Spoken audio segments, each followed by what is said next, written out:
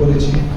সত্যি কথা বলতে আমার আসতে ইচ্ছা পারে, কিন্তু আমার শত ব্যস্ততার মধ্যে একটু টাইম বের করা উচিত না, এটা বাহানা অ্যাকচুয়ালি। কিন্তু আমি চেষ্টা করবো আগামী দিনে আপনাদের এই প্রোগ্রামে আসার।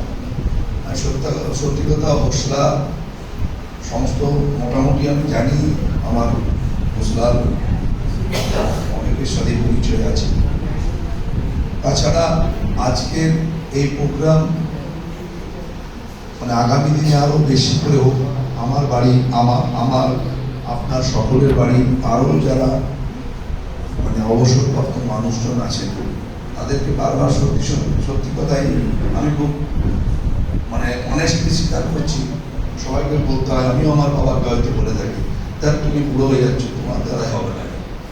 আমি মনে হয় সেই জায়গাটা থেকে আমাদেরও বেরিয়ে আসতে হবে। তাই জন্য শুধু এখানে আমি দিদিদের বলবো, এখানে শুধু মানে বয়স্ক মানুষদের প্রোগ্রাম করলে হবে না। বয়স্ক মানুষকে যারা আমরা তো এখন প্যারেন্টাল কেয়ার দিই তাদের, আমার বাড়ির যে বাবা মা তাদেরকে আমি আমার একদিন প্যারেন্ট তারা ছিল, এখন